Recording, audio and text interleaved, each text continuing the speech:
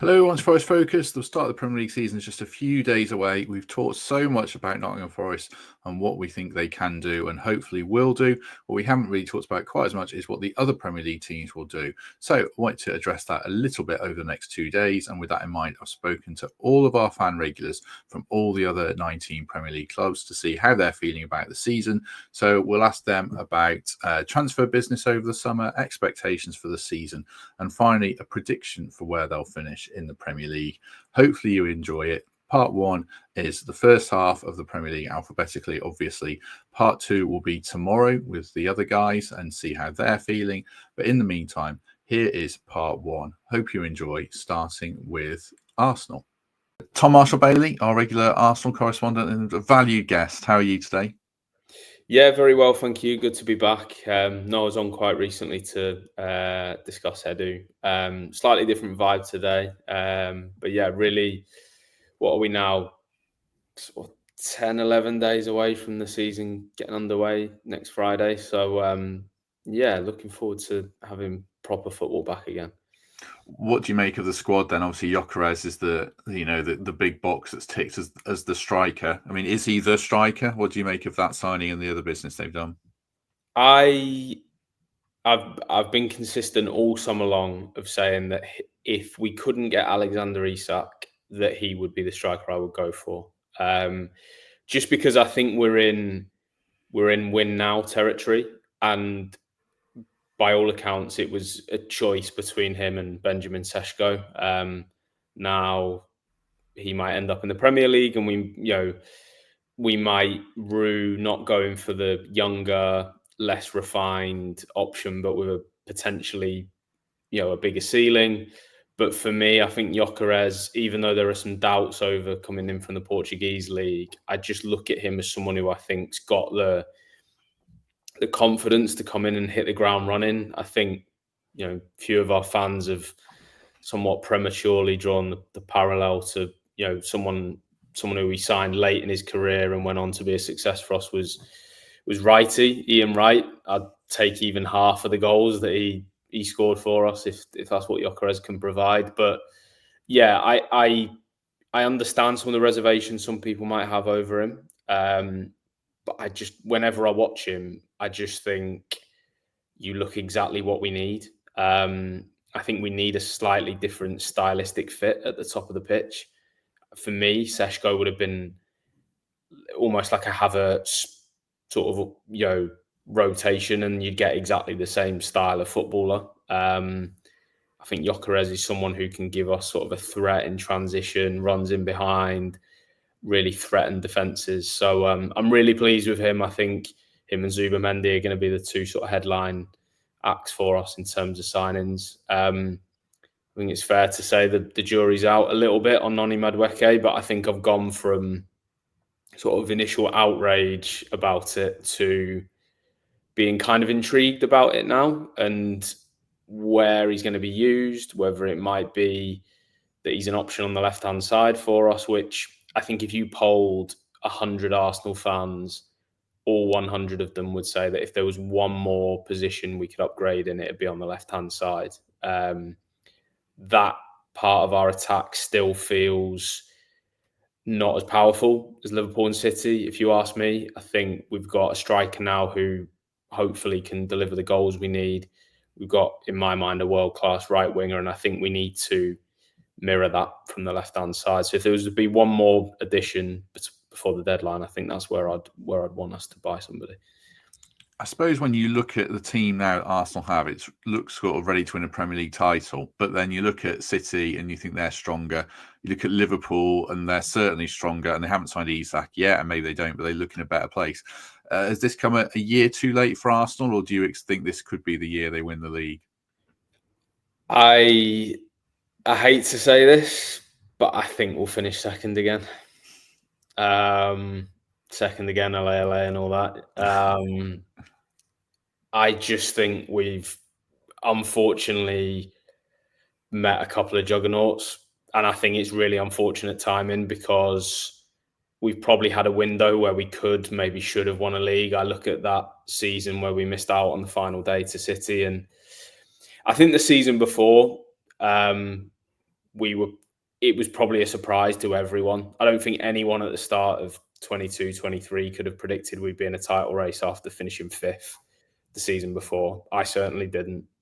And I think that just came a bit too soon. I think the season after we looked like a proper team, and I really regret not winning it that season, because I think there were times when we were better than City that season, and I think they just had that nous to get over the line ultimately that we didn't have.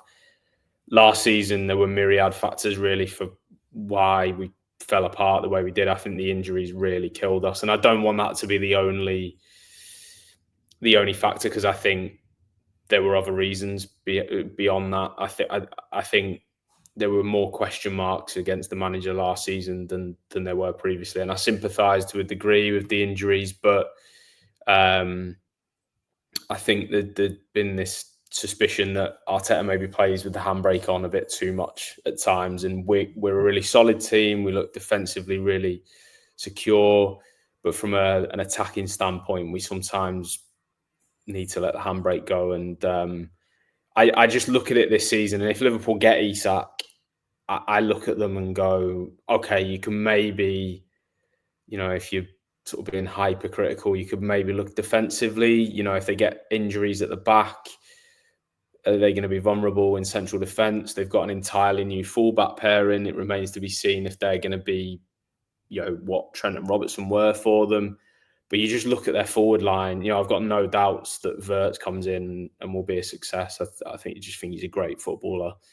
And, if they get Isak, they've got the best striker in the Premier League for my money, plus the best winger in the Premier League. So I just really struggle to make a case for anyone getting past Liverpool. I think City will be better than they were last season, but I think the Club World Cup will impact them and Chelsea. That's maybe not straight away, might come later in the season, but I can't see.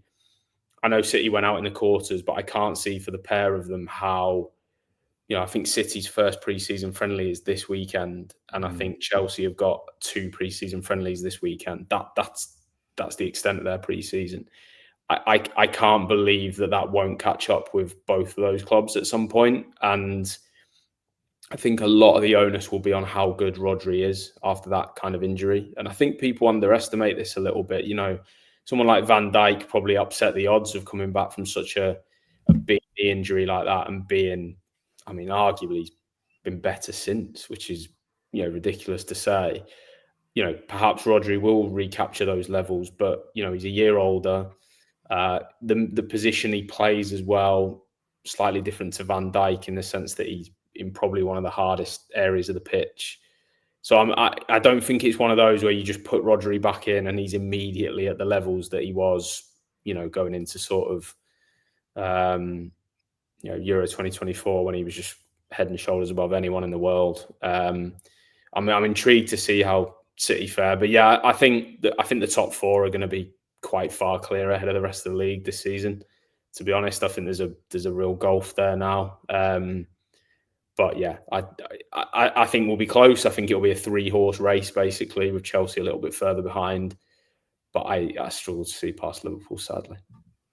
Well, Tom has answered the 3rd question already there. So asking a fish second. So that's very good. Appreciate Tom being with us. Next up will be as the Brighton fan, I think. So catch you on the other side for that one. Steve Farmer, our resident Aston Villa fan. How are you today? I'm good. Yeah, not too bad. Thanks, Matt. How are you? Good. You are the first fan of the Premier League opposition correspondents we've spoken to, so there's a little bit more time before the start of the season, but I'm looking forward to hearing what you're saying. I'll ask everyone the same 3 questions, as I probably explained in the intro. So first question, what have you made of Villa's summer transfer-wise? How's it shaped up? Non-existent. not existed. Well, we brought in it's one of them again. I feel like we're kind of gone back into a few years ago where it was kind of like a bit of a Grealish, does he stay, does he go saga, and obviously this time it's with Martinez. And at the start of the summer, it was quite a bit of noise, different places, Saudi, Man United, blah blah blah. Then all of a sudden he's played a couple of games. We've heard nothing since.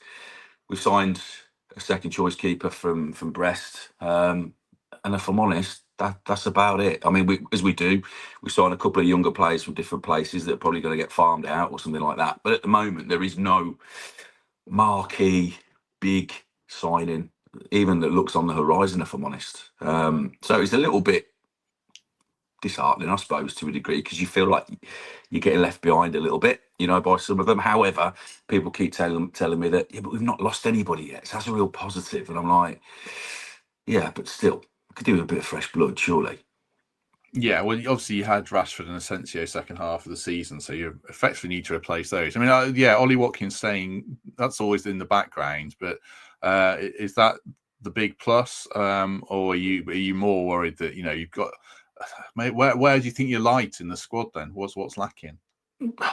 Well, I mean, we played a lot of games last year. We did, and obviously we didn't finish where we wanted to be. Of course, we didn't win in the Champions League places, but so I would say there's always work to be done, because ultimately at the moment I think there's some of the other teams like Chelsea, for example, have got stronger. Let's see what happens with Newcastle. If they do lose Isak, because technically you would say that they're weaker, but so I would say that we've just got to bulk out our squad anyway. Definitely, we need another centre forward, because again, everything is around Watkins. God forbid if he was to get injured or not have a great season, all our eggs are kind of in one basket, really. So I think that's the biggest thing. And a friend of mine, he's one of the senior scouts there, and he'd said to me all the way through last season, we're spending a lot of time in France, France and Belgium, and we're kind of look for these rough diamonds. But even some of that, as and we'll talk about Jonathan David at Lille, who we'd been linked with, in the past, and as potentially a second choice striker, but I don't see any of it at the moment. So I would say up front, but also at the same time, I would say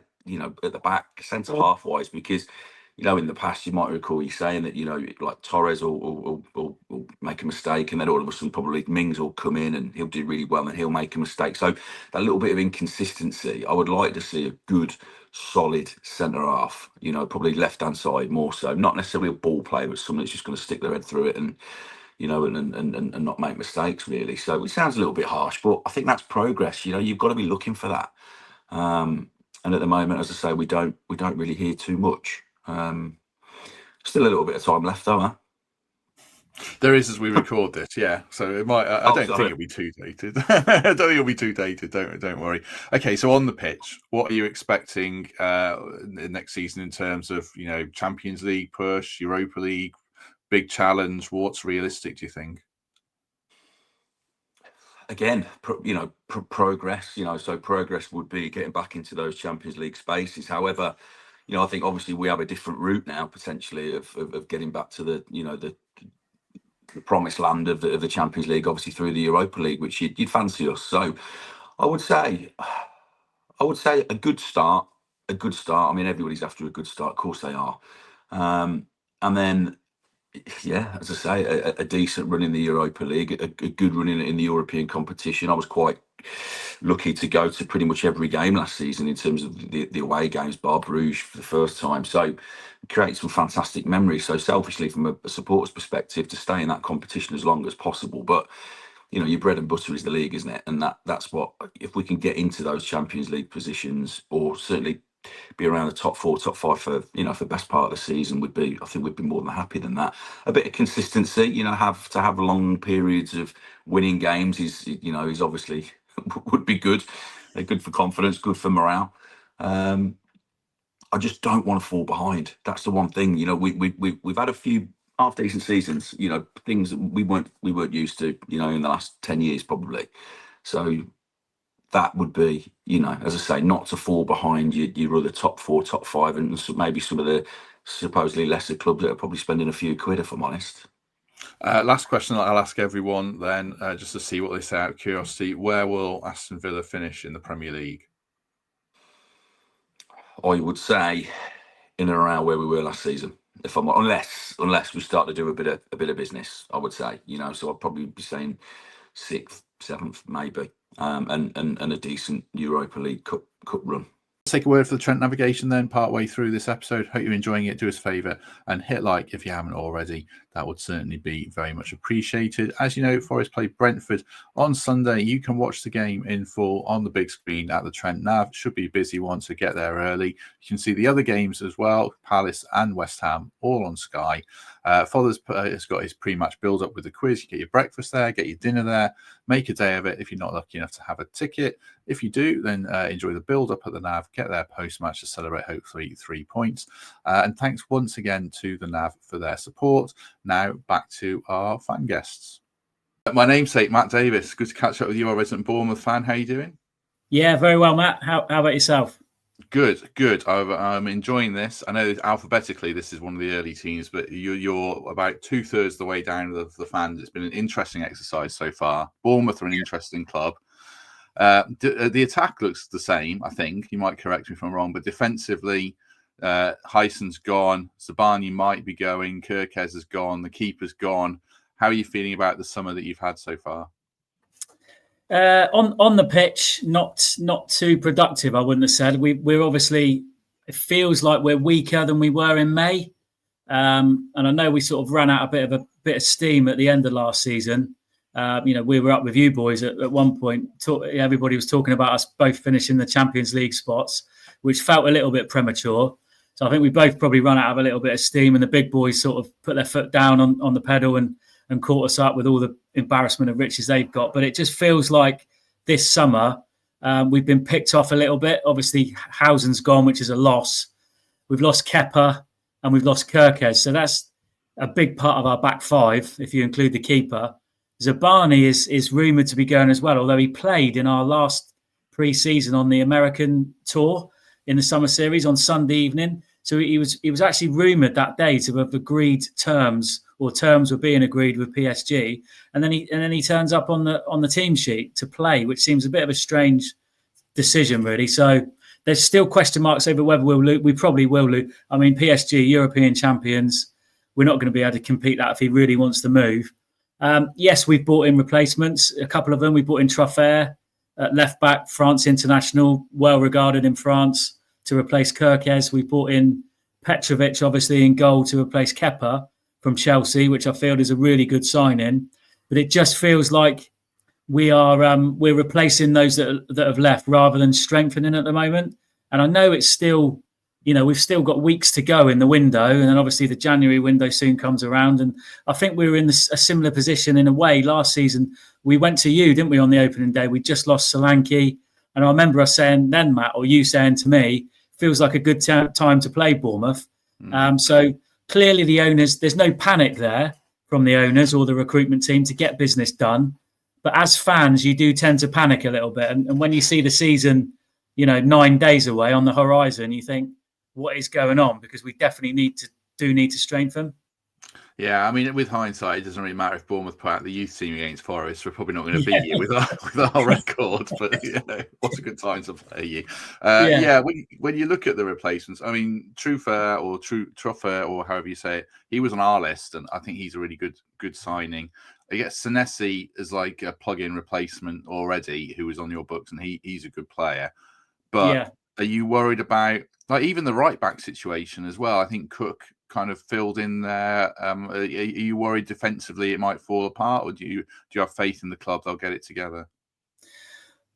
I've got faith in, because the recruitment has been so good in recent years, and I think you'll see in the rewards from that now. I mean, if we use Dean Housen as an example, we paid 13.5 million for him last summer and ended up selling him for 50 million to Real Madrid 9 months later. So that, the same with Kirkez, really similar fee. We sell him on for 45 million or whatever it was a couple of years later. So that they're a couple of great examples of how well we've recruited in recent seasons. And as I said earlier, Matt, they don't tend to panic. They don't sort of think, oh no, it's the first day of the season, we better get all our business done. We do tend to go deep into the window, and even it's a continual process. We'll take that on into January as well. So I have got faith that we'll get the right business done at the right time. But at the moment, Lewis Cook is probably our best right back. And that sounds ridiculous to say, but he filled in so well there last year when we had our injury crisis. In fact, when we did have our injury crisis, that was probably our best spell of the season. And that culminated in beating you 5-0 with we thought was a bit of a reserve side, but they just clicked so well, they gelled so well together that when the injured players did come back in, it almost disrupted our rhythm really in a way. And Lewis Cook was integral to that. He was playing at right back. The other choices for us at right back, Graham Smith, who's got to be about 52 now, and Araujo. So Julio Araujo, who I'm unconvinced about. I really am. We brought him in from Spain. Hasn't set the world alight. He's been here over a year now. So there's big question marks over him and whether Smithy can keep reproducing. So if you like, it feels like if we lose Zabani, our whole back five has been wiped out completely. Yeah, it'll be interesting. It'll be interesting, certainly. I mean, when you look at the wider league, then there's quite a lot of clubs. As we sit here now, it's about just over a week before the season starts, and you play the first game, obviously, against Liverpool. If we look at the other clubs, quite a lot have been picked off to some degree, struggled to a bit of business. The big clubs have really flexed their muscles. So what are you expecting and hoping for from Bournemouth this season? Yeah, it's always difficult to tell, isn't it, where we're in this position of state of flux, if you like, where we clearly haven't done the business that we wanted to do yet, but there's still time to do it. So as it stands, I was saying to a mate of mine the other day, we've probably got enough to stay up, which is the main thing. Obviously, it's always priority number one as a Bournemouth fan, stay in the league. So I still feel we've probably got enough to stay up because we've still retained our attacking threats. Our midfield still looks strong. So if we can make a signing or two defensively, then we'll have more than enough, I think, to be safe in the league. But I would probably pitch us at the moment at lower mid-table because of those key departures, certainly defensively. And there's still question marks over the fitness of players like Ryan Christie, Justin Kluivert, who haven't featured at all in pre-season. I mean, we fielded teams in this summer series in the States where you're looking at it and thinking we've still 5 or 6 players missing that are either injured or not ready to take part at the moment, building their way back to fitness. So at the moment, I am concerned. However, things can change very, very quickly, can't they, in the next few weeks or even going into January, and who knows where we'll be this time next May. But as it stands, Matt, I would put us lower mid-table at the moment. You do have a couple of players I'll ask you about who could have breakout seasons. Like Evan Nielsen, I thought was really good last year. He missed a sitter in a friendly I saw, which maybe he's a bit erratic. And then Semenyo is another one who has about 30 shots a game, but looks such a big talent. Are you expecting maybe one of those two or someone else to have a breakout season?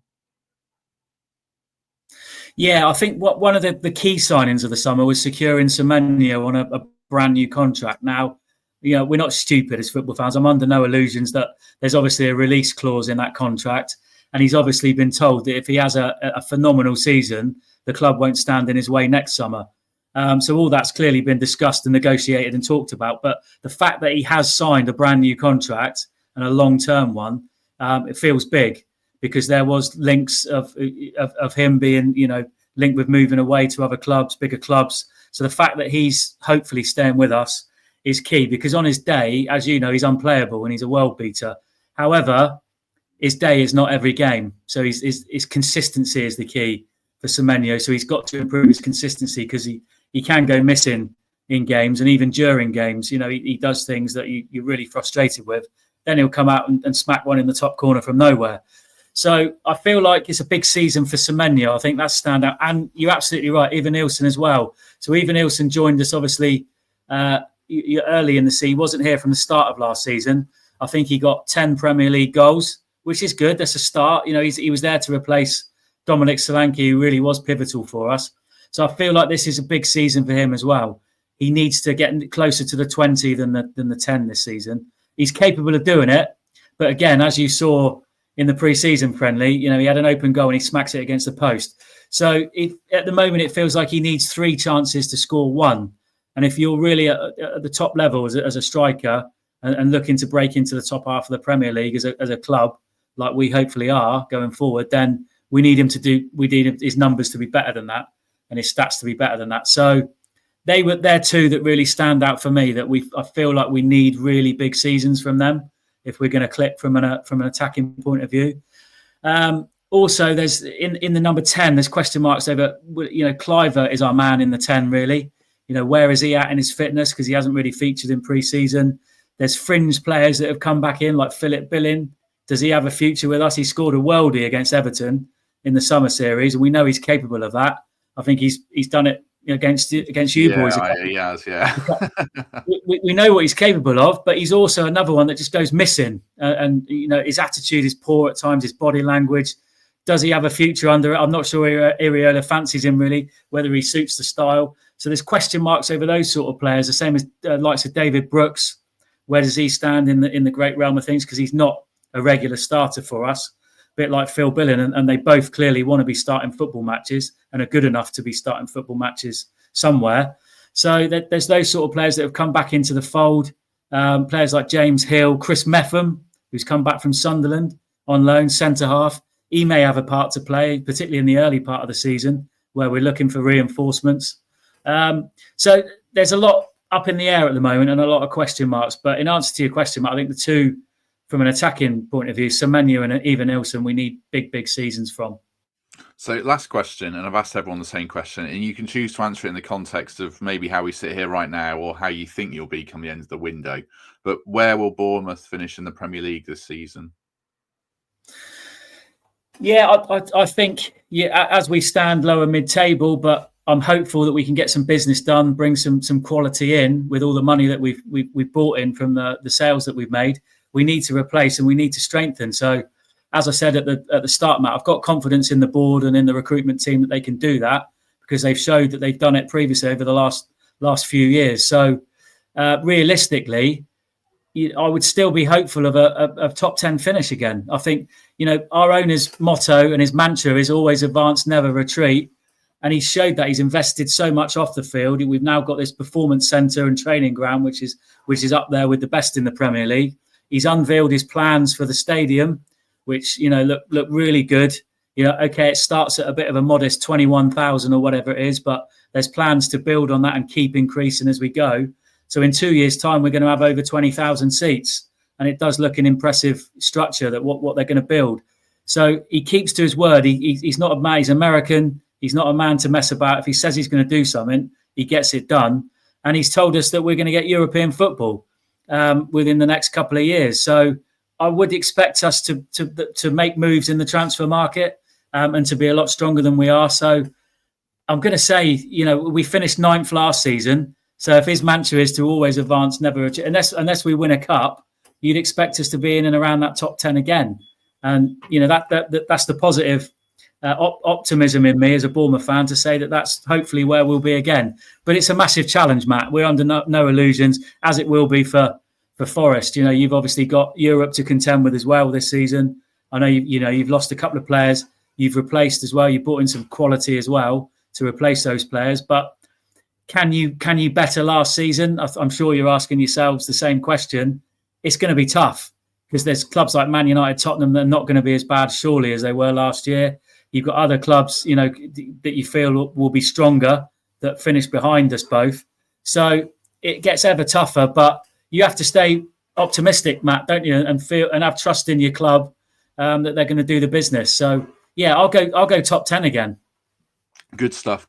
Your owner sounds a bit like our owner, saying, this is going to happen, that's going to happen. Which I like. Not that if every owner said that, it won't happen, but he has delivered. I've said this to you before, I'm sure. I heard him on the radio when I don't think Iriola had won a game, and he said we're gonna finish mid-table. And I thought this old American guy is mental, but he was right, to be fair. So he knows. Yeah.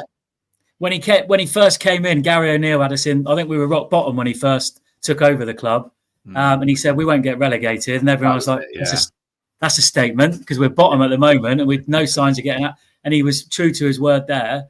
And he said since Iriola come in that the mantra is to always advance, never retreat, and he's promised us European football, Matt. So he's an owner that does deliver on his promises. He doesn't mess about. He puts his money where his mouth is. So yeah, I'm still expecting great things from us going forward. Lovely stuff. We shall catch up with Matt a couple more times through the season, obviously in the Premier League games, and if we draw them in cups as well. So appreciate that. Who is next in the alphabet list? It'd be Chelsea, I think. No, Brighton. So we shall hear from our Brighton fan next. But thanks to Matt, and we'll catch him soon. As Phillips, our resident Brighton fan, how are you today? Good to have you with us. Yeah, I'm doing well. Looking forward to the season getting started. Been an interesting summer for Brighton. They're a bit of a club that slips under the radar because they do good business a lot of the time. I know they've spent more money in the last few years, but this summer it seems like they made the usual kind of Moneyball Brighton signings, the fullback that I've not heard of but sounds good. Tell us a bit about the business they've done and what you've made of it. Yeah, I mean, we had to have a bit of a clear out. We had a lot of players in the squad. Obviously, no Europe as well, so the chances of some of the players getting minutes were quite low. I think getting rid of Pedro, happy with that. Estupinan, it was ready for him to leave, and yeah, the players we brought in look really exciting. So I'm looking at it and thinking we've done good business, but there are a couple of real unknowns in there. So signed for big money as well. So we have to see how they get on.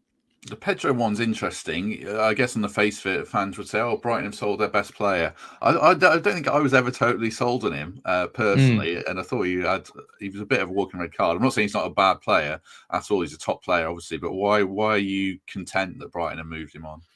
It's a funny one because I think ability-wise, he's the best player we've ever had. Like pure talent-wise, the things he could do and his ability, and there was some question marks around his goal scoring, actually getting the goals. He's disproved that already at the Club World Cup with Chelsea, but he was never the most clinical striker for us. But he made things happen. He was just must have been an absolute nightmare to defend against.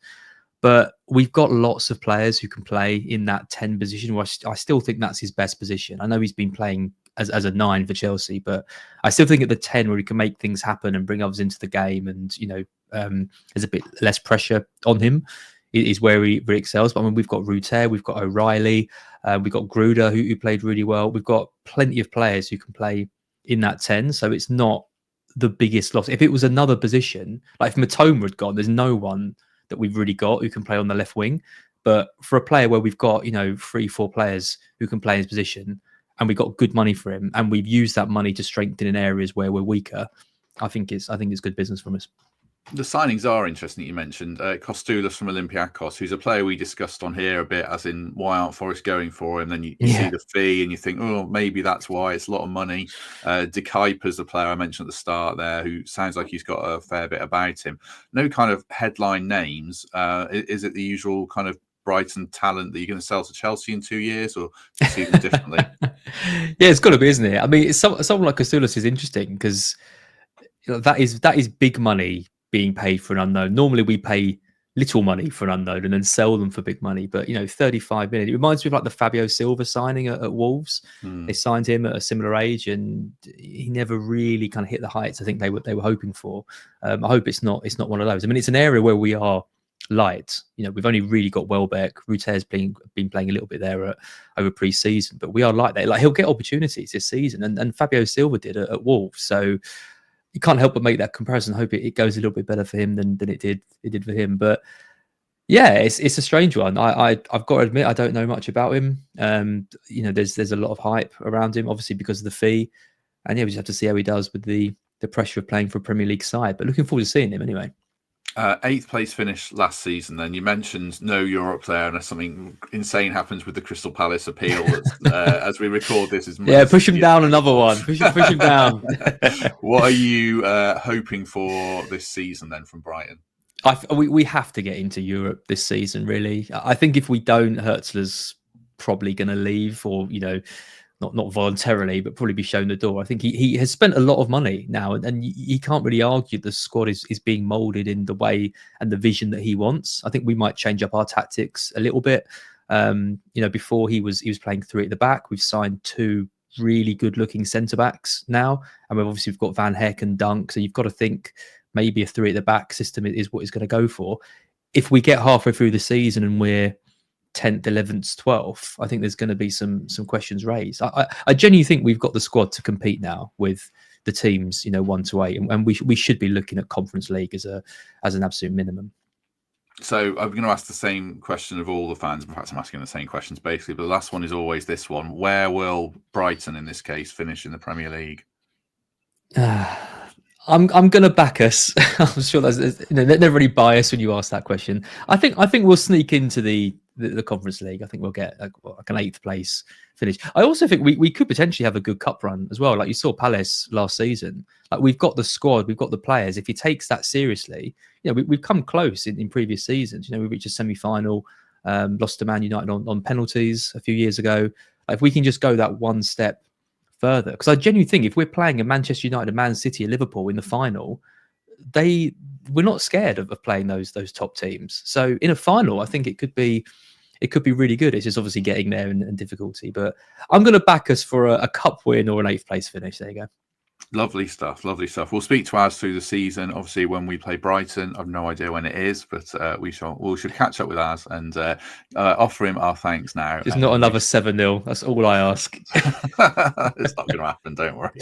Great to have another new face on the podcast in Will Lancaster, a Burnley fan and reporter. Will, how are you doing today? Yeah, good, mate. Thanks very much for having me on. Excited to be back on at least some form of Premier League chat after a year away. But yeah, we'll see how the season goes. Yes, we certainly will. I mean, you had a cracking season. I think you conceded, 3 goals in 46 games or something last time. It was pretty incredible watching from afar. What have you made of the transfer business, first of all, this summer before we get into kind of hopes and expectations? I think if you'd have asked me a week ago, I'd have been quite underwhelmed, really. Obviously, with James Trafford leaving, Josh Brownhill and CJ Egan-Riley both departing on free transfers as well. It's been a little bit bleak. But in the last week, we've seemingly wrapped up 2 deals for Armando Broja and Leslie Ugachukwu from Chelsea. Martin Dubravka looks like he's on his way from Newcastle, and Christian Eriksen was linked yesterday. So there's a bit more reason for optimism, I think. I think the signings of Kyle Walker and Quillency Hartman on both sides of the defence are really good. But with Brownhill departing, we really needed someone to sit next to Josh Cullen in the middle and be a bit more defensively astute. Brownhill played alongside Cullen in the Premier League last time under Vincent Kompany. It didn't quite work out in that double pivot. Whereas Ugachukwu had, a few appearances for Chelsea. From what I'm led to believe, did quite well at Southampton last year, and he's got massive upside potential. So I think that's our marquee for now.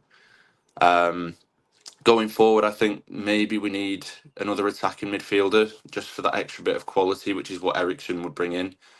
And if I was really nitpicking, then another centre-half as well alongside Maxim Estev, just with a bit of Premier League experience in the sense that Axel Tuanzebe's brought in.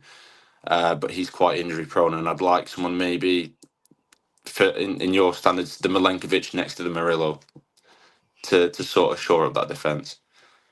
Yeah, that definitely makes sense. I mean, Ugachukwu, I remember him playing for Southampton. He did stand out in a bad team. Him and Fernandez were decent, to be fair, in dribbling.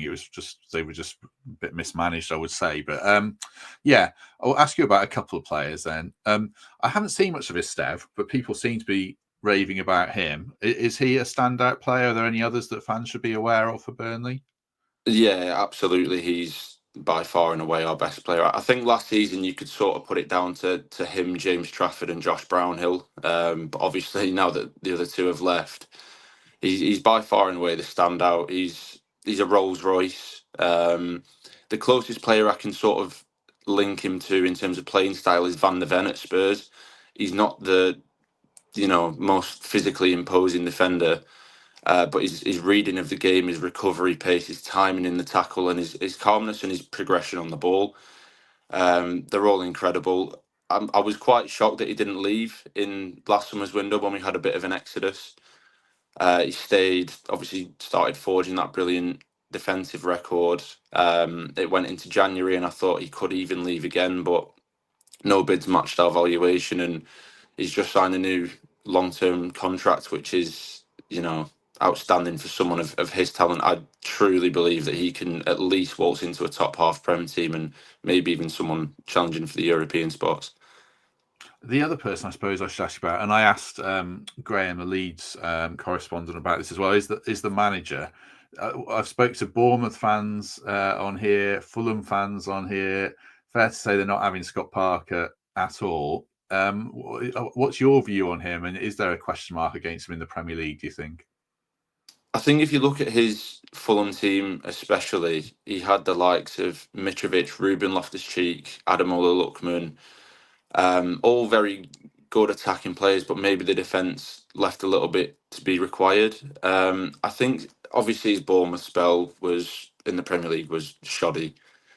You know, that 9-0 at Liverpool really sort of, you know, signified that he maybe wasn't ready. But I think his approaches with Fulham and Bournemouth in the Championship compared to us, he went a lot more stable, a lot more safe. And I think, as you've seen with teams in the past few years, you know, ourselves under Vincent Kompany, Ipswich to an extent under Kieran McKenna, and Southampton under Russell Martin and Ivan Juric last season, you can't play that expansive type of football that he maybe would have tried to at Fulham and probably tried with Bournemouth, although I can't say that I watched much of the 4 games that he was in charge for.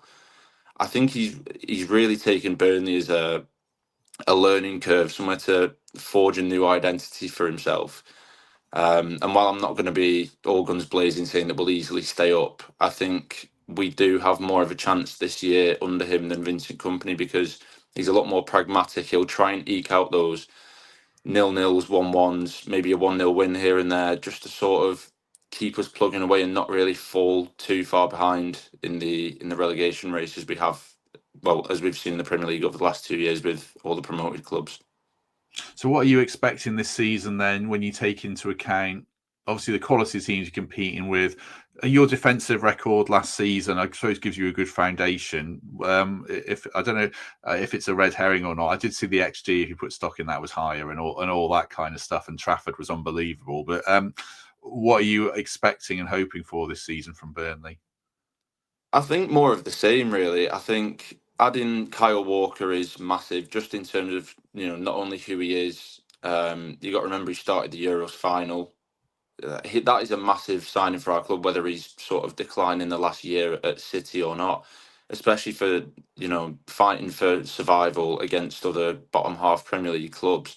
He is without doubt still at that level. You know, he was at AC Milan on loan last season.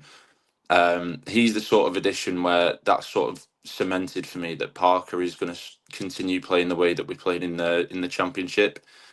And alongside Dubravka, who's having his medical, if you can have that sort of defence alongside Estev, alongside Swansea, that can just sort of keep things tight, and then Cullen and Ugachukwu in the middle, I think we're going to see more of a throwback to the Sean Dyche sort of, you know, pragmatic, not dinosaur football as such, but less, you know, less trying to be not a club who we aren't, by trying to play teams off the park and play this fancy football. And as we saw, it just didn't work for us on the Kompany. I think Parker knows that.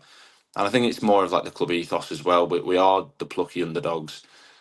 And while it was fun coming up and showing that we could maybe play that football in the odd game out of 10, it just didn't work. So I think the expectation is obviously just 17th is an outstanding goal for us at the moment. But being able to compete more against teams in mid-table, say like you know, your Forests, your Brightons and stuff like that, being able to sort of nick points against them instead of going down 2-0 quite early on, that's probably more what fans will be hoping for, I think, this season. So the last question I'm asking everyone is, where are you going to finish? And I suppose you might well say 17th to me. Is that right or not? I'm not going to say that now. I don't know what the Leeds and Sunderland fans have said to you, but yeah, I think the gap's just too big. It's got to end at some point, but I just don't think that'll be us this season. I think we leave a little bit to be desired in maybe in the attacking areas. Broyer's a good signing, but his injury record speaks for itself. Lyle Foster has not been maybe the signing that we thought he'd be, and Zian Fleming's unproven in the Premier League, so I think goals could be a little bit of an issue. Whilst I think we will fare better than the Kompany season 2 years ago, I just think you look at the teams who are coming 17th. Well, obviously last season that was Spurs, so that tells a story in itself. But even like, you know, your West Hams, your Wolves, your Evertons, if you know it doesn't quite work out for Moyes, they're still light years ahead in terms of the talent that they've got, the players that they can sell, the players that they can bring in. And as much as I want to be wrong, I just don't think that we're quite at that stature and sort of level yet. Hopefully we can pull off like a Brentford under Thomas Frank, be a bit pragmatic, get ourselves up, and then start to progress as a team from there. But I don't really see it, to be honest. No, that's a shame. We did that under Cooper. I mean, we obviously signed a lot of players, but we played some fairly miserly football after quickly working out you couldn't be expansive. So we did stay up and build. So yeah, hopefully Burnley do that. Thanks very much to Will. Great to have him with us. We shall hear from our next fan. I think it's Chelsea on the other side of this. But Will, thank you very much. Cheers for having me on, and speak to you later in the season. Definitely. Thank you, mate. Harry, our regular Chelsea fan, how are you today? I'm doing good. Yeah, season is fast approaching. Chelsea are just back in training as well. So feels like Chelsea's pre-season is finally getting underway after a long Club World Cup break. I shall ask you about that, but before we kick off properly, congratulations, welcome to legally part of the Forest family. Now you've married a Forest fan. Congratulations on that. Thank you. Yeah, I've just had the best summer. The Club World Cup was there, but I wasn't really focusing on it too much. Had a lot of other stuff going on as well. But yeah, part of the Forest family, so I have to be careful what I say. You do. Are you bothered about the Club World Cup, by the way? Did it mean much to you? No, not massively. Partly because, as I said, I had other stuff going on. I think it meant more from a financial point of view than it did from the actual tournament. Because like £100 million worth of prize money that we took from winning that tournament, is suddenly look at the signings that we've made over the summer and realize that all of them we probably wouldn't have made if we hadn't have won the tournament, or it just puts us in a much better financial position going forward, having won that. So it's nice to win it. And, we get to wear the badge for the next 4 years and to beat it. It's more about the performances as well than the actual tournament, like beating PSG, a team that no one thought anyone could get close to, 3-0 in a final, just shows, I think, that we have come a long way in the past couple of years. So not so much the tournament itself, more about what it means going forward and the performances and just how good we looked in the tournament. We're talking about Chelsea, so they've been busy on the transfer front. Lots of ins and outs. I'll ask you about one or two specifics, but what do you make of the transfer business in general?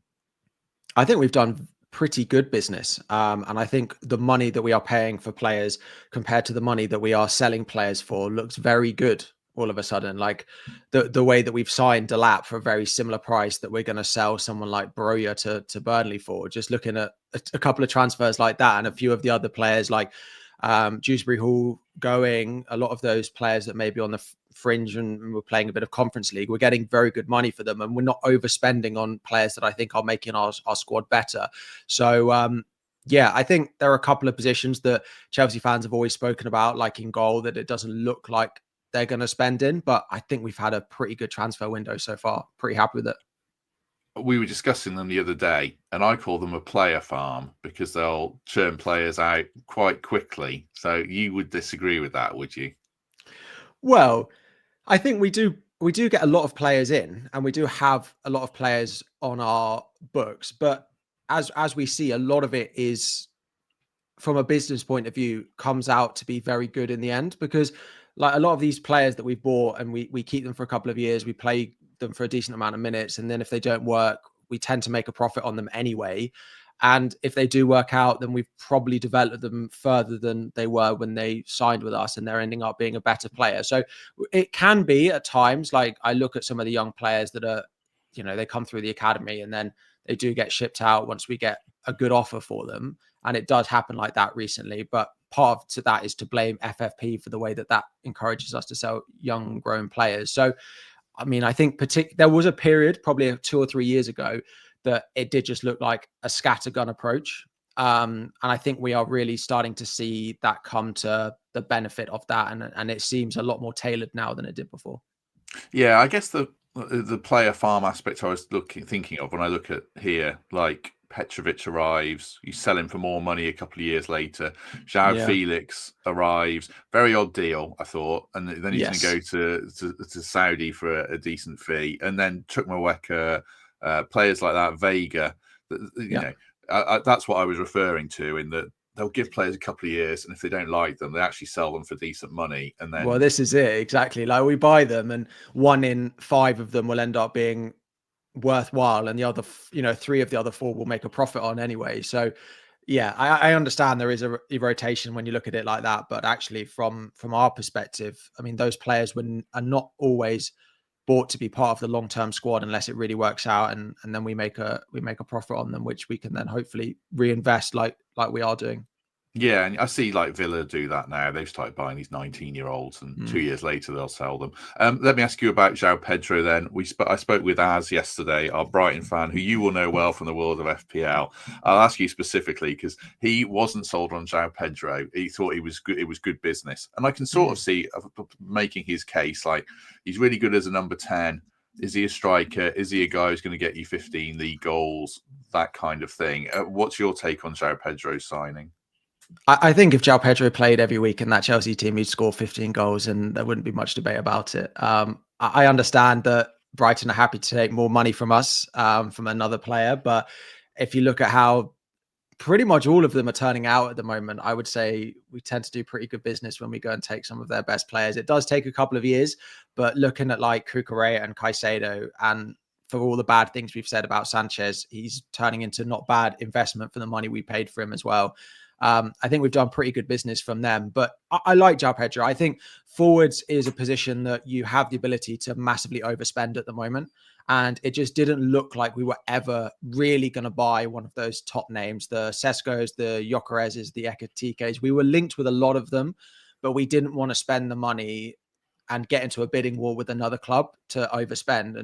And that was kind of the case with them. So we decided to go and do something a little bit different. And I'm quite happy with him. He can play a couple of positions. And I think that's the benefit of our front line is that we have fluid players. We have players that can drift wide, stay central, and cause a bit of chaos with that. So I'm pretty happy with him. Now, we've only seen him for a couple of games in the Club World Cup where he's already looked like I think he scored 15% of all the open play goals he ever scored at Brighton already at Chelsea. And he's played a game and a half. So that's probably why Brighton fans are not that happy that he's already hit the ground running.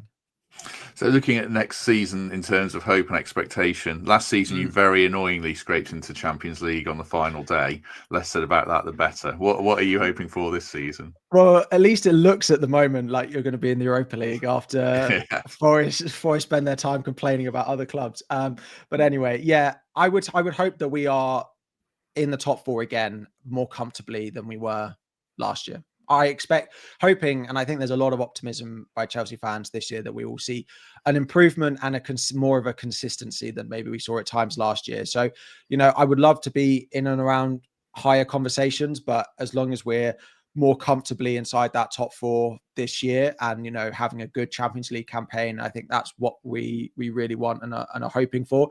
I do look at the start of our season and look at Palace on the opening day and think it's a little bit more difficult than maybe it looked when the fixtures first came out, because they look great in pre-season and we've been off on holiday until the beginning of this week as well. So I think the first 3 games will be quite important for us just to get to that first international break with hopefully, at least 7 points or something, and then we can go from there. But I think we're expecting a bit more consistency, and hopefully what we finished last season, took into the Club World Cup, we can bring throughout the campaign. Last question that I'm asking all the fans then, where will Chelsea finish in the Premier League this season? I will say 4th. Yeah, I think I spoke to the Tom, the Arsenal fan, and he said Chelsea 4th. He thinks, and I'll ask you this one as a supplemental question, he thinks the top 4 will be comfortably ahead of 5th and 6th this season. Are you that confident or not? I have a sneaky suspicion Manchester United will be quite good this year. And I don't think they will necessarily get close because I think there'll still be teething problems and defensively. But I look at Chelsea, Arsenal, City, Liverpool, and hope that those 4, I actually think if I had to pick one, I'd probably say United are the one that I expect to see push back to be close to that with the signings they've made.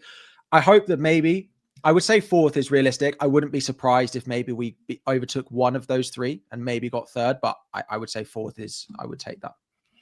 Excellent. We shall catch up with Harry a couple more times through the season, and if we sign any of Chelsea's cast-offs, I'll be on to him as well. Tyreek George is one. Matt Davis-Adams, my namesake, who commentates for Chelsea TV and is a big Forest fan, has lobbied for us to sign Tyreek George, so I'll be on to you if we do sign him. So he looks decent, doesn't he?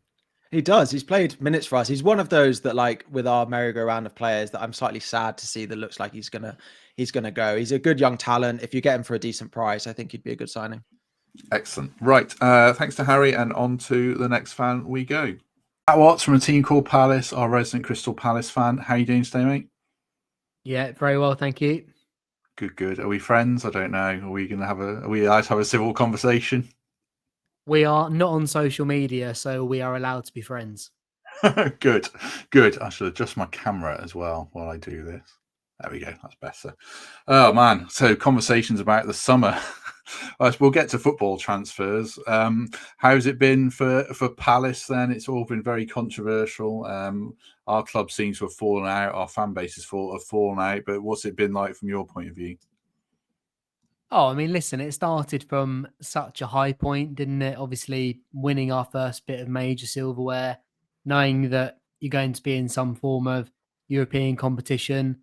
And then, yeah, just, all the rumblings over the summer. I think for me, actually, the worst part was the kind of the scaremongering at the start and the sort of not knowing. I think that was actually worse than the kind of, actually finding out that, we're going to be in the Conference League. Then, of course, there's the whole Cass appeal thing going on now. So, yeah, it's just sort of rumbled on and on. Personally, I just wanted a nice summer, thinking about the FA Cup win, not having to think too much about next season just yet, just being able to bask in that. But yeah, it has taken away a little bit from the cup win. But at the same time, whatever happens with UEFA and Forest and Lyon, it can never take away from what actually did happen back in May at Wembley. How would you feel if, by the time this comes out, we'll know the result of the appeal? How would you feel Europa League versus Conference League then? Listen, I want Europa League because I think we earned it on the pitch. UEFA like to point that out. If you win the FA Cup, you should be in the Europa League. Obviously, I think with the whole multi-club ownership thing, it's tricky because we've never considered ourselves to be part of it. There are lots of other kind of cases in Europe that are far more sort of obvious. Listen, I think if we are in the Conference League, so be it. It's still European football. I've never seen Palace in Europe, so that would be amazing. If we are in the Conference League, I think we've got a pretty good chance of winning it. So listen, that would be great. I think regarding our kind of squad, maybe Conference League might be better. It's fewer games. I don't think the games will be quite as tricky as the Europa League. But I come back to it, I think really it's the principle, is the fact that through winning the FA Cup, we should be in the Europa League. So yeah, it's a really tricky one because obviously at the minute it is kind of hypotheticals. I think for me, the biggest thing is the principle and also just kind of the way the whole thing is played out. When we look at the squad then that you've got at present, I saw some quotes from Glasner, briefly read them. I don't know what his mood was, but basically saying that he wanted more players in and wanted them a while ago type thing. I think you've kept everyone, haven't you? You kept all these, as it stands, Eze and all the top players. You're a bit like Forest, I guess, in that sense, apart from Elanga. How are you feeling about the state of the squad and the business that needs to be done before the end of the month? I think we need to do a little bit more, to be honest with you. I think we are a little bit light. I mean, when you look at the players that have moved on, they were sort of backup players. We've still got the 11 that started the cup final. But yeah, I think when you look at who's come in, Walter Benitez, backup goalkeeper, obviously Matt Turner's no longer at the club. So that's kind of one in, one out. And then Borna Souza's come in, sort of a backup left wing back for Tyreek Mitchell. Well, Ben Chilwell's no longer at the club. So again, one in, one out. I do think we need more. I think maybe if the likes of Eze or Gahey had moved on earlier in the summer, then we might have brought in a couple more players by now. Obviously, that hasn't happened. Sort of bracing ourselves, I think, for offers in the next couple of weeks for those two. But yeah, listen, I think we should have done more business. I would like to think that the whole UEFA thing hasn't disrupted it, but knowing Palace, it probably has. But yeah, I do think that if I was Oliver Glasner, given what he achieved last season, I would be a little bit disappointed that we haven't brought more players in at the time of speaking. Let me throw one more European question at you, because I know Forest fans will want me to ask this one. One thing we don't understand is why Palace fans don't seem annoyed at the ownership at all. We feel like Marinakis has sort of been made as the bogeyman. Do you place any blame on Parish or the ownership for getting you in this spot or not? It's really tricky with Palace fans and Steve Parish because I think he's still got so much credit in the bank for what he has achieved at the club in the last 15 years, ever since he saved us from liquidation back in 2010. When you look at the journey that we've been on, I think he's done incredibly well. I think he is also a really good ambassador and someone really good behind the scenes at calling the shots. Yeah, calling the shots at Crystal Palace. I think he does a really good job of it. I don't think he could control what John Textor was doing per se. He couldn't say, John, you need to put shares in a blind trust. Ultimately, that was up to John Textor. I also think as well, the issue was complicated by the fact that John Textor was trying to sell those shares. So again, that does add another layer of complication. Obviously, this whole thing could have been avoided if they had sorted it out on March the 1st. Again, I think part of the problem was Palace never felt as though they were part of a multi-club ownership. I would like to think that someone, maybe a lawyer, would have advised Steve Parish and would have said, look, just to cover all bases, just do it. For whatever reason, they didn't do it. I think some of the Palace fans have an issue with Marinakis because he didn't put his shares in the blind trust by the 1st of March. And also, I think it's just the way that he has kind of sought this whole thing out. Brighton could have kicked up a stink about it. Our great rivals on the South Coast, they haven't. Marinakis has basically looked to gain from this.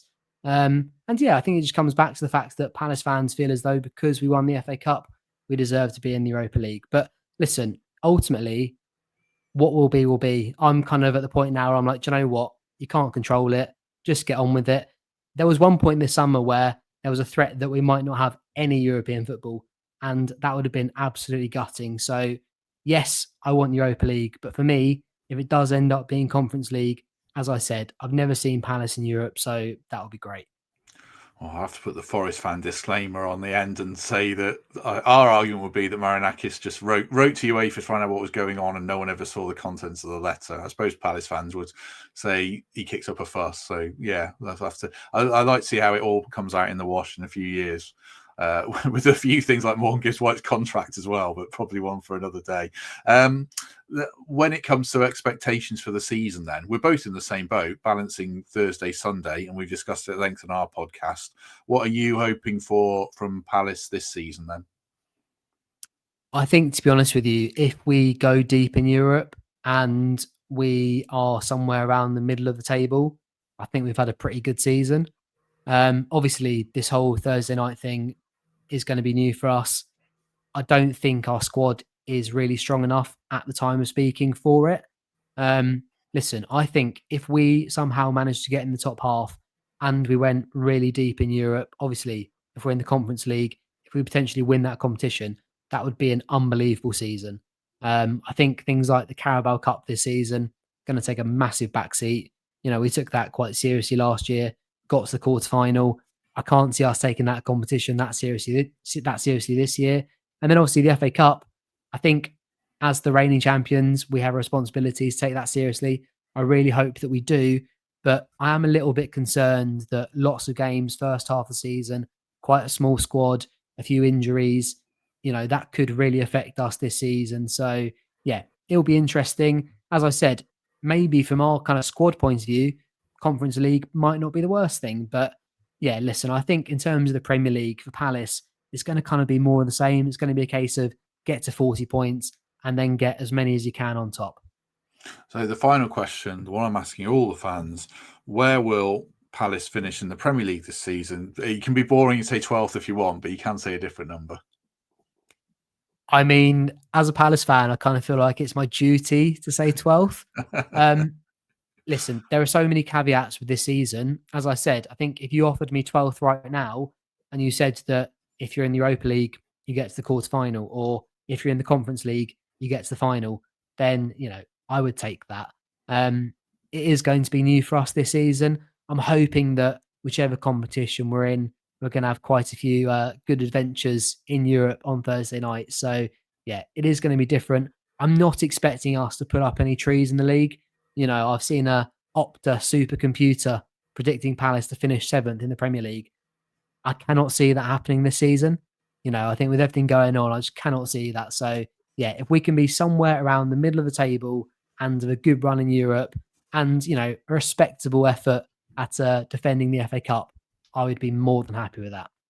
I thought, yeah, I hadn't seen the supercomputer, but Harry, who was the Chelsea fan, FPL Harry, who was on just before you as we record this, he said Palace would finish 7th. I saw on Twitter as well, which I was, yeah, maybe if they didn't have Europe and they kept everyone, because I do think the first 11's really great. It's a bit like ours, I guess. You never know, but it's always that squad depth, isn't it, I guess? So, yeah. Right. We shall leave it there with Matt. He shall be with us throughout the season when we play them, which is the second game. That's going to be an interesting game, isn't it? Yeah, it could be a little bit spicy, couldn't it? Certainly could be. So we'll hear from Matt in a couple, just over a week, I guess, then. But thanks to him. And next up would be Everton, I think. If I know the alphabet, then next up is Everton. Right, here we go. It's not Derby anyway. Ollie Hayes from Toffee Blues talk Everton today. Ollie, how you doing, mate? Not too bad, thank you. Hope you're well too. Yes, very well. You're one of the latter fans I've spoken to in this whole project, which has been really interesting. As we were saying before we started recording, perfect timing because you signed Jack Grealish as part of some interesting summer business. Dewsbury Hall, Barry, the striker. Feels like Everton are making some decent moves. What have you made of, especially Grealish, but the summer as a whole so far? You've hit the nail on the head there. You've probably picked the most exciting day as an Evertonian for the last 5 years. This Grealish one feels like when we signed James Rodriguez back in 2020. But if you're looking at the summer as a whole, the transfer window, Dewsbury Hall's a fantastic signing. Grealish is a fantastic signing. Tierno Barry is a little bit of an unknown quantity, but scored goals aplenty last season over in Spain. And then, you're looking at all them three as a combination. They can really link up well together. So, yeah, exciting times at Everton and a very good summer so far. I suppose the other factor that we have to talk about for Everton is no Goodison Park. The ground looks really good to me, the new ground. How do you feel, firstly, about moving? And secondly, how does that play into things on the pitch, if at all? I've tried to split it from head and heart with this one. With obviously my heart loves Goodison Park. It was a fantastic stadium. We've all grown up there watching football. So leaving Goodison Park is obviously difficult. What that does for the players on the pitch, obviously, it was a very close-knit stadium, Goodison Park, with the fans right on top of the players on the pitch. So whether that'll have an adverse impact moving over to Bramley Moore remains to be seen. But, Bramley Moore looks fantastic. It's a state-of-the-art stadium, and also it's been designed to really keep the atmosphere in. If you look at the south stand, it's so steep. I think it's 1 or 0.1 degrees off the maximum allowed for steepness for a stand, really, to keep that atmosphere in. So I think it's been designed to really try and replicate what Goodison Park had with the fans right on top of the pitch. But yeah, I think the new stadium's not going to be a hindrance. I think it's just only going to catapult us even further. So what are you hoping for this season then? Because you finished last season well with Moyes coming in. It seemed like he made a big difference. You couldn't really score goals. Do you think you've solved that with, are you all getting a bit carried away with Grealish, thinking he's going to be amazing, he's going to score 15 goals and that kind of stuff? And maybe he will. I don't know. But what are you realistically hoping for this season from Everton?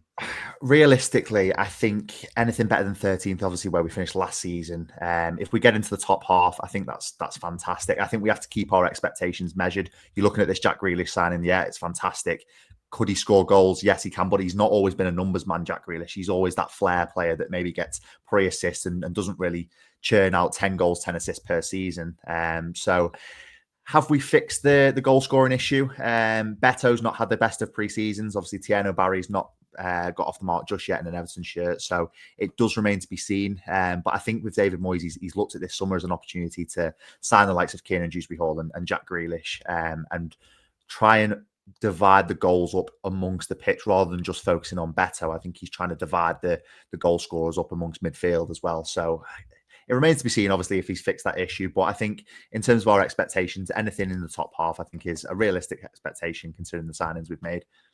I suppose as well, I haven't said, but keeping Branthwaite feels like a big positive for you. There was, I think Chelsea might move for someone and hope they didn't come from Murillo. And maybe, but in general, it feels like you kept those real solid foundations. Tarkowski and Branthwaite in particular is a big plus, isn't it? Yeah, definitely. Branthwaite obviously signed a new 5-year deal. Whether that means he stays for the full 5 years or we get a pretty healthy sum next summer, it does obviously remain to be seen. But tying him down to that contract when people are obviously sniffing around in this summer, you mentioned the likes of Chelsea, but Manchester City, I think even Real Madrid were touted at one point before they signed Dean Howson from Bournemouth. But as you said, yeah, James Tarkowski is another one. I think keeping him fit is going to be a big thing. Got a bit of a nasty injury towards the back end of last season in the Manchester City game at Goodison Park. So trying to get him back to full fitness is going to be key. And then obviously you have to talk about Jordan Pickford as well and Idrissa Gana Gueye. Jordan Pickford, obviously a fantastic goalkeeper. We all know that. But Idrissa Gana Gueye signing a new 2-year deal at Everton was probably one of the things that's gone under the radar the most this summer. He's been an absolutely fantastic servant for Everton in midfield. Consistently churns out the numbers, which you see from midfielders in their prime in their mid-20s, and Idrissa Gana Gueye is doing it in his mid-30s. That shows how good actually he is of a midfielder. But I think that's one that definitely went under the radar, keeping Idrissa Gana Gueye this summer and tying him down to a new 2-year deal, which I thought was fantastic business and just short of probably the Branthwaite 5-year deal. So last question I'm asking everyone, where will Everton finish in the Premier League? And I guess the context of your answer is there is still a bit of time left in the window, but are you competing with, I guess the clubs we're competing with, is it you, us, Brentford, Bournemouth, all those kind of teams? Where do you think you're going to finish? I'm going to be positive and optimistic and say we're going to finish 8th, maybe sneak into the Europa Conference League if cup competitions go our way. I think that'd be a really strong season, but I'm going to be positive. And as you said, we're going to be fighting with similar teams. You look at Brighton, Brentford, Bournemouth, obviously Forest is going to be in that mix as well. So I'm going to be positive and say Everton will finish 8th. That's good. Normally you speak to Everton fans the last 5-10 years and they've been a bit dour because they've had the rough ownership and all that kind of stuff. So it's nice to hear you hearing optimistic and wish you well for the season ahead. And we'll hear from Ollie and Toffee Blue guys potentially through the season as well. So thanks for that. And on to Fulham. Great to have Russ Goldman from Cottage Talk Podcast back with us. Talk Fulham heading into the new season. Russ, how are you doing? I'm doing good. Thanks, Matt, for having me back on. No, it's great to have you with us. I've asked everyone about their summer transfer business first up. I think I'm right saying Fulham have done the least out of everyone so far. How are you feeling about that? Well, it's very interesting because on one end, you're thinking, what's going on here? On the other end, you're looking at a very settled team. They actually did some business of their own. They kept Kenny Tete. Tom Kearney came back. They signed youngster Josh King, Seth Ridgen. So they've done some moves, Luke DeFigueros, but they've not brought any players in except for a backup 34-year-old goalkeeper. So basically the way I'm looking at it, and I'm going to do a couple shows on this, we've already done one, is that I think Fulham feel like extremely a mid-table side. But that doesn't mean that that's good enough for me, good enough for the supporters I know, that they want Europe. This team right now is built to basically be in, I don't know, anywhere between, I'd say, 10th and 15th. That's who they are right now. But there's a lot of time left in the transfer window. I've seen this many times before with Fulham. They like the end of the window because that's where the deals are, Matt. And I think that's what's going on here. But it's a little frustrating because they're the only team that has not signed any players except for a goalkeeper.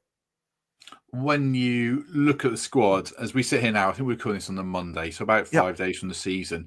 It looks like Muniz maybe goes, Adama Traore maybe goes to us. That's been hanging around for a while. I mean, what areas of the squad are you looking at and thinking we need some real work done here? Sure. So it's funny because I already did a show with a group of guys, and we talked about this. There are no gaping holes on Fulham. They actually are in pretty solid footing. There's no place where you say this is a real extreme weakness. I could look at right center back with Joachim Andersen, but they're not going to change that. So that's the situation that it is at. what they need to do is add quality and to what they currently have. And that to me is what's been disappointing. So I've seen the rumors of Rodrigo Muniz. I honestly, I can't imagine Fulham would even pull a trigger on this because right now all they have is Raul Jimenez. That makes no sense. He's still under control for another season and an option on his contract. So they kind of hold the cards on that. But unless someone really wows them with a huge deal, I can't imagine them letting Muniz go. On Traore, I can see that happening. I can absolutely see that happening. But I think that will only happen unless they get reinforcements. And I think that's why you've not seen any movement with Adama Traore. So I think Fulham's issues right now is that they have players at each position. They just need more quality to go on what they currently have. In case Traore does sign, I better ask you one about him. I mean, what's your take on him as a player? My take on him would be you love him when he's your player. You hate him when he's going up against you. So I say if he does go to Nottingham Forest, it's a good option to have off the bench. He's like a box of chocolates, Matt. You never know what you're going to get. But if you get him on his day, he will scare the crap out of the opposition and could score a goal. But there's no consistency there. So the best way to describe him is he's the most consistent, inconsistent player you can see. Let's talk about the season then. Fulham, as you say, very solid mid-table team. Look well set to be in that bracket again. I know they underperformed their defensive numbers last season and might well bounce back to parity on that. I mean, what are you hoping for? I know, we're, as you say, we're not at the end of the window yet, but as we sit here right now, what are you hoping for? Well, honestly, what I would be hoping for, based on what I'm seeing right now, would be, like I said, anywhere between 10th and 14th. I'm going to do a prediction on my show, and I'll just share it here. I'm going to say 12th. But that can all change mattering on how this window ends. Because the situation that they have, like I said, if you look at the squad and you look at the cohesion that they have, and you look at how they looked so far in the preseason, everything, the word that comes up is solid, because it looks like a team that is already ready to go for the season. The problem is that there's no room for growth here, except, like I said, they do have some young players that I think are going to make a huge impact. I think Josh King is going to be a player that you're going to like to watch in the upcoming seasons. And I'm going to say even for England someday, that's how good I think he's going to be. But when I look at Fulham, I just see basically they're just an average side. They're a good Premier League side. The wild card in all of this, Matt, with Fulham will be Marco Silva, because I don't know if you're aware of this, but Marco's in the last year of his contract. So I think that's also been a factor of why they have not gotten players in, because I don't know if a player wants to come to play for Fulham, not knowing the future of the manager. So that's a factor in this. No European football. So basically, the way I look at Fulham right now is I'm confident of who they are, but I know who they are. They're average. So you touched on something that I was actually going to ask you then around the manager, but in a different way. Is that what you're saying? I know you said it probably isn't enough for the fans. Is it enough for the manager to be in this situation? Will he think, oh, actually, I've taken this club as far as I can? That's an interesting question. And I think what is going on right now is that leaves the doubts of what you're saying. Do I think that he thinks he's taken Fulham as far as he can? I'm not sure, because he hasn't committed to Fulham Football Club. It kind of leans that way. I'm not going to go there and say this is how he thinks, because I don't know Marco Silva. But the problem that I've seen with Fulham under Marco Silva is I think he's a fantastic manager, Matt. A great manager, really good manager. But there's a common theme that happens with Fulham teams, especially in the Premier League, and also say in the Championship, is that the second half of the season, Fulham fade. So you have to ask yourself, why do they fade? It happens every single season. Part of it is he likes a small club. He wants a small team. He doesn't like a big squad. That's one factor. Two, he likes Premier League ready players who happen to be a little bit older. And I think Marco doesn't really change what he does. So all that combines to teams might figure Fulham out in the second half of the season. The players that were playing well in the first half of the season, I think he runs them into the ground a little bit. And that's why I think you see the dip the second half of the season for Fulham. I'll use the player, the best example of this would be not a Traore. Sorry, there's a Goldman for you. It would be Alex Iwobi. Alex Iwobi would have been Fulham's player of the season last season if you just went on the first half of the season. He completely fell off the second half of the season, and we truly believe it was just he was used too much. So that's the other side of playing, having a team that's a real tight, small squad, is that you might run these players too hard. And I think that's what happens with him. I think that I don't know what's going on with the club. I don't know what's going on with Marco, but I don't feel strongly that this is going to end well for Fulham and for Marco, because nothing's been done with his contract. The players haven't come in, so it's a tough situation for them right now. But the team that he has right now is good enough to stay in the Premier League for another season and be mid-table. Beyond that, right now, no way. They can't fight for Europe. This team can't, because they've not added to the squad. That can all change if they bring players in, and I think that they will. But if you're asking me right now, this is who they are. The manager is in the final year of his contract. There are doubts about him. So there are more questions right now than answers, Matt, if that's what I'm going to. There are a lot of answers, but we have these questions that basically are painting how I feel about the club right now. Excellent. We'll leave it there. Ross has already answered the final question of where Fulham will finish. He said 12th. So yes. So we'll catch up with Ross through the season a couple of times, obviously, when we play Fulham. And if we do sign Traore, I might do a bit more on him. But I think everyone knows about his strengths and weaknesses anyway. So yeah, good to catch up with Ross. And on to the next fan. That brings us to the end of part one of speaking with our fans. If you are wondering where Brentford is, we shall catch up with Billy the Bee later in the week. Obviously, we're playing them on Sunday, and it didn't seem worthwhile to get 5 minutes with him and then do it all again, a full preview later in the week. So we'll have the normal opposition preview with Billy, and you'll hear his thoughts on Brentford in full then. But in the meantime, thanks for listening. Do hit like if you haven't already on this, and we'll be back tomorrow with the second part of speaking with our opposition fans as part of our season preview.